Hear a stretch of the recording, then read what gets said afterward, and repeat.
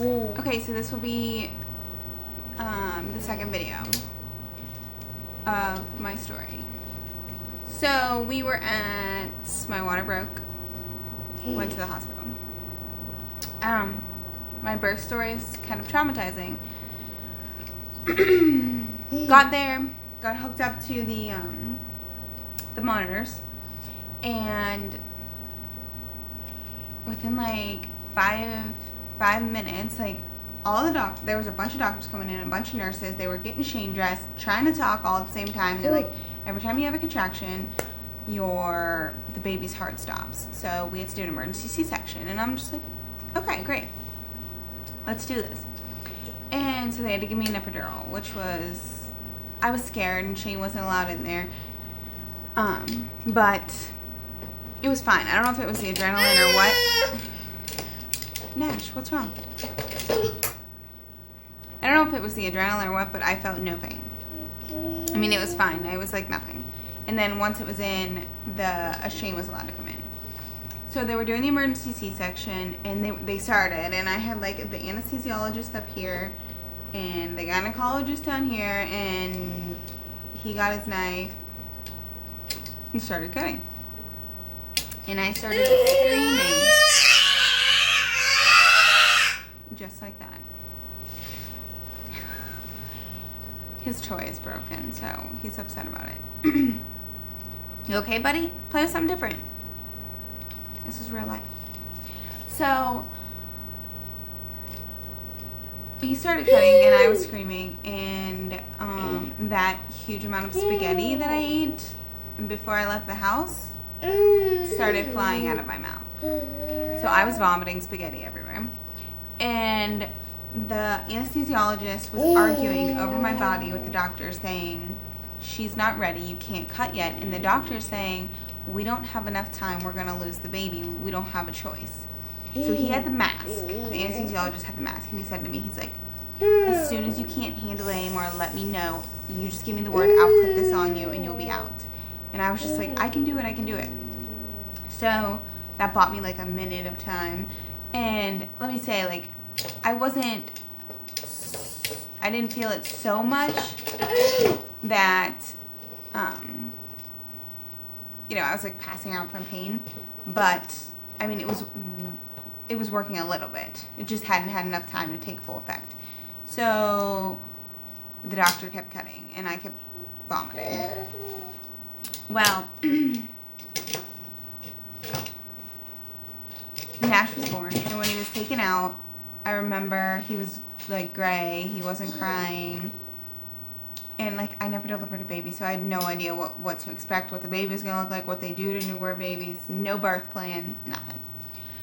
So they took Nash over to the corner, and the anesthesiologist started like talking about these random things, like the most random things ever, and just kept going and going, and I should have known at the time that's like something was going on, because I saw them like giving Nash compressions and giving him air and like resuscitating him.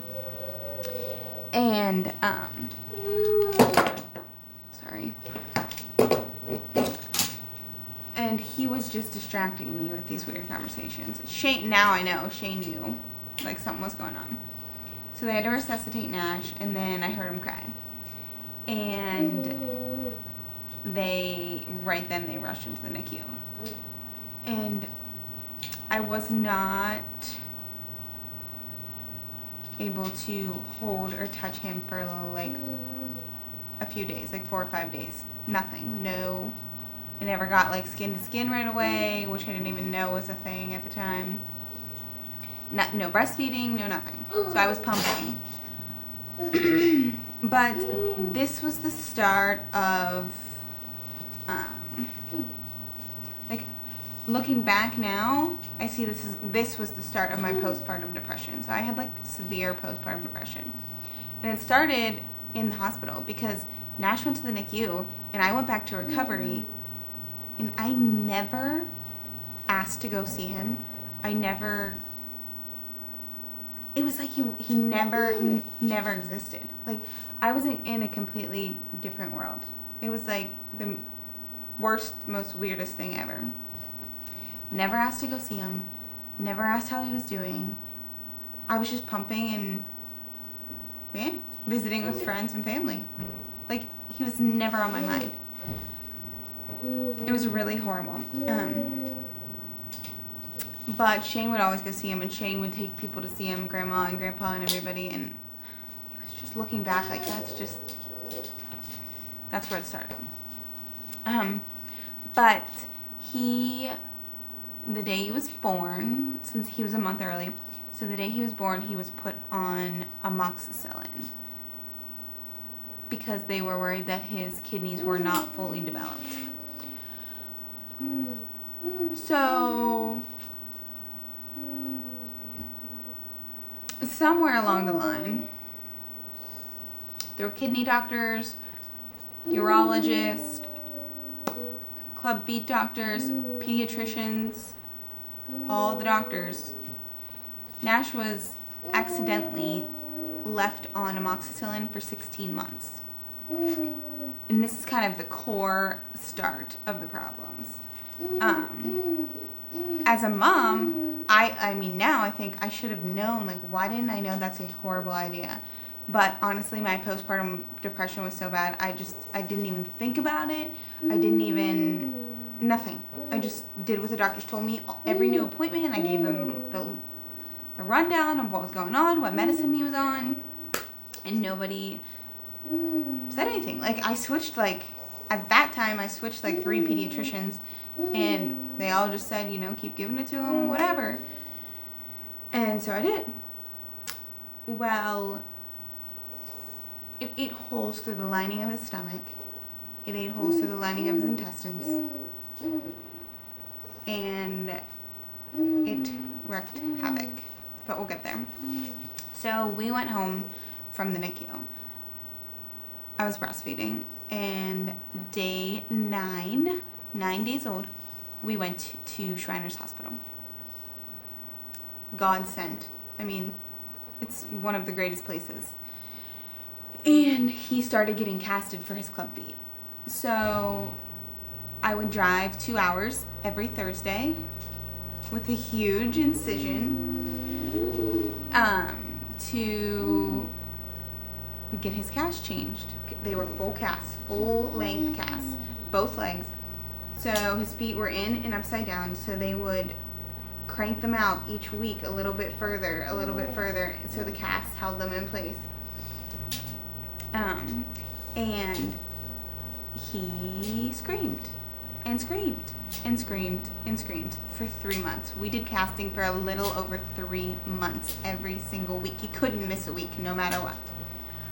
So at this point, I had already quit my job, which made the postpartum depression worse because I was banking at the time and I loved it.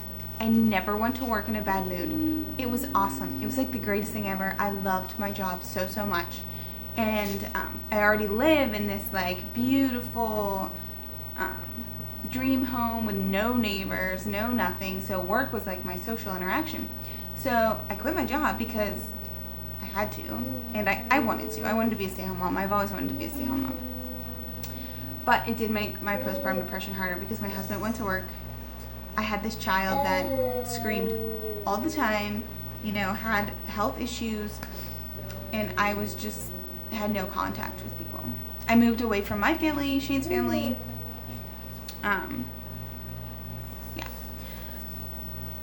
So he was screaming and nursing a lot.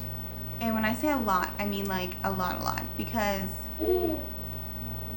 he would nurse for 12 hours.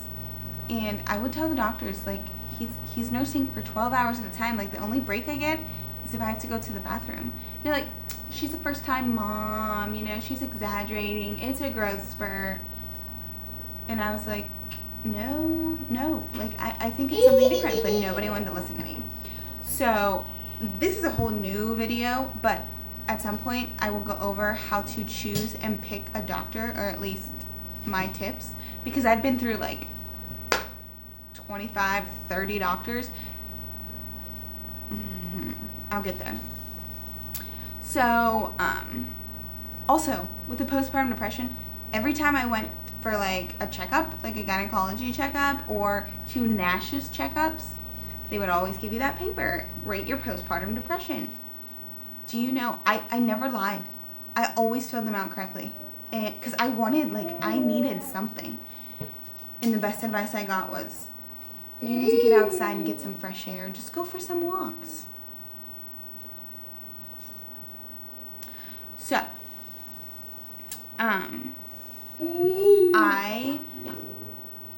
the one night I just had it, I couldn't do it anymore.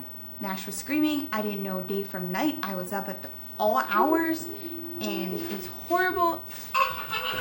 And I said to Shane, take this child. Please take this child. I need to sleep. I need you to take this child. And I was that mom that did all this research on breastfeeding. And I knew it was very unlikely for women to not produce enough milk. Like, doctors just tell you that, or moms just believe that because it's hard. Nursing is hard.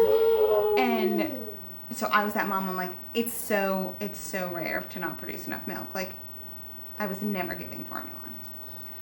Well, this night was the last straw.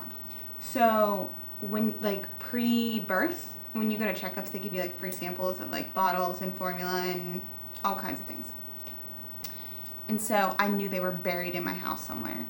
And I went and I told Shane, I said, find the bottle and give it to him because I can't handle it. And he did.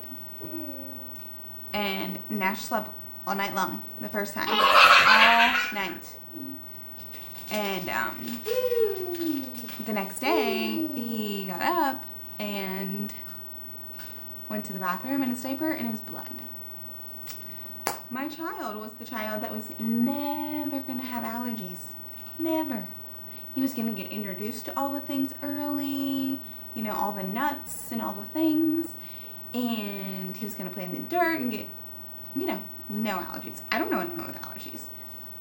You should see the list. So I took the diaper to the doctor at the time, and she told me that he had a dairy allergy. So no more supplementing and sleeping all night. We're back to breastfeeding like 24 hours a day. Well, we went back to Shriners like we do every week, and they like were starting to notice something was going on. Nash was not gaining weight. He was real skinny. He was always nursing. And after a couple weeks, they diagnosed him failure to thrive. And they told me I need a supplement. So it was kind of a relief, even though I didn't want to do it. Like, I knew something was going on. So I told them about the dairy allergy, and like, I didn't know they made non-dairy formula. So Shriners bought me formula, shipped it to my house every week for free. And it was dairy free. It was Alimentum. And knowing what I know now, it probably wasn't the best choice. But what are you gonna do? So